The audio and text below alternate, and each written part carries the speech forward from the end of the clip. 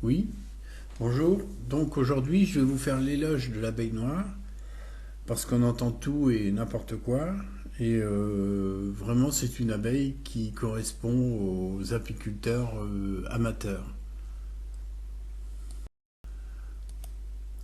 Donc voici une démonstration d'un lange qui nous fait très bien voir la différence des cires entre les cires qui viennent des operculés, les jaunes, les blanches, et les cires du couvain qu'on voit au milieu, enfin plutôt de la grappe, puisqu'on est au mois de janvier.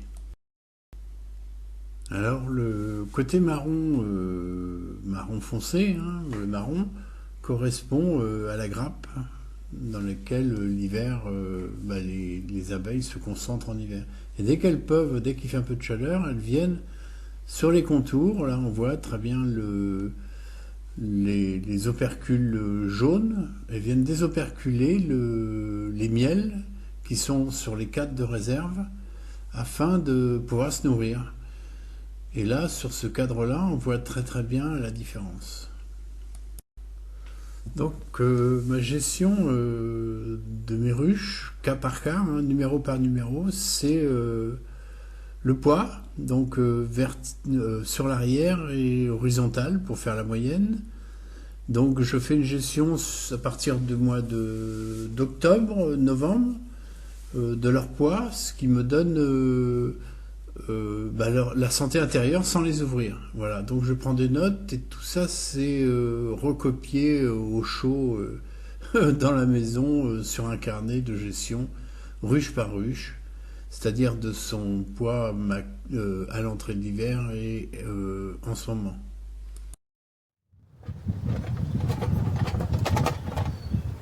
Je refais. Hop.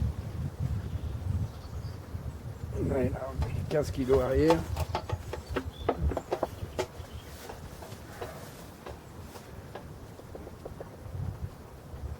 Ouais, on est à presque 17 kilos. Voilà comment je pratique, c'est la première ruche. Je vais remettre ça.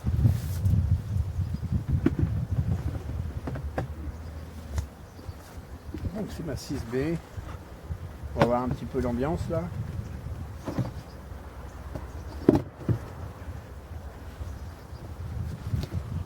C'est lourd. Hein. Donc je sais pas si on voit un peu. Donc elle est sur toute la ruche là parce que l'abeille noire c'est vraiment une abeille qui sort moins de petits rayons de soleil, qui travaille. Ils ont annoncé 8 aujourd'hui. Et il y a un petit peu de soleil. Et on va voir que...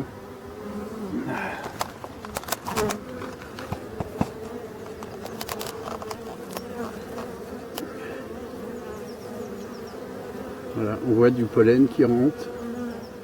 Donc cette ruche-là, pour moi, la ponte a commencé. On voit très nettement. Hein.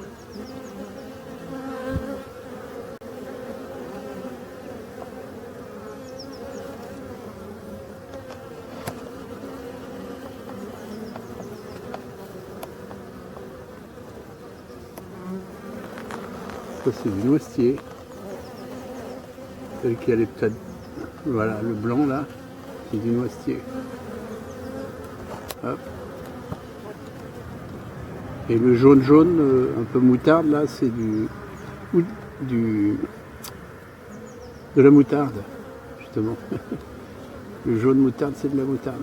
Je concentrais parce que je vois pas d'agent là. Et pourtant il y a de l'agent dans le secteur, mais l'agent est marron. Allez, ouais, ça rentre. Hein. Ça bosse. Donc cette ruche qui n'a pas été nourrie du tout de l'année 2021, on s'aperçoit que tout va bien, qu'elle s'est débrouillée. L'abeille noire sait faire en fonction des mauvaises saisons, des bonnes saisons. Elle sait gérer complètement son environnement. Donc on peut lui faire confiance. Pour les amateurs, c'est une très bonne abeille. Donc cet été, on a fait peur à tout le monde au niveau de famine sur les ruches, etc. Mais je pense que vraiment, c'était que sur les Buckfast et nous, on n'a pas eu ça, quoi. On n'a pas la même apiculture avec la noire. Hein. Et du coup, il y a eu une espèce de panique à bord sur les abeilles cette année, enfin 2021. Il y a eu des conditions terribles, mais la noire reste la noire.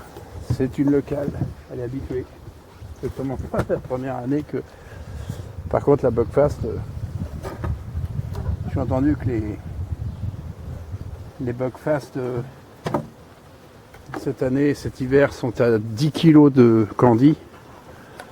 C'est-à-dire à 4 pains pour certaines ruches. Pour moi, c'est impensable. Bon, ben voilà. Une gentille colonie. Sont chez elles. Donc le plexi, ça permet donc c'est du plexi spécial. Hein. C'est pas le plexi des magasins apiculture, je le conseille pas. Celui-ci reste beaucoup plus clair. Il n'est pas rayé facilement. Transparent, je veux dire. Et là, on peut voir qu'elles sont tranquilles. Donc, je remets. Ça me fait un sas en plus. Ça, c'est encore en plus. On est sur la 5B, qui est un essaim de l'année. Les deux, là, sont... Donc, évidemment, on ne passe pas les cailloux. Hein. Voilà. Allez hop, vous voyez, c'est pratique. Hein. Et là, j'ai ma loupe. Et là, j'ai rien.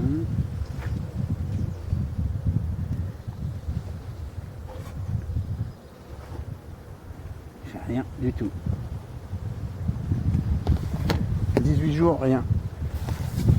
Bon, elles ont eu lanière à Pivard, au 1er septembre jusqu'au 30 novembre. Et elles ont eu le 10 janvier un varomède. Voilà. Et là, elle est un peu seule. Allez, on y va. Alors celle-là, c'est un costaud. C'est 20 kilos là.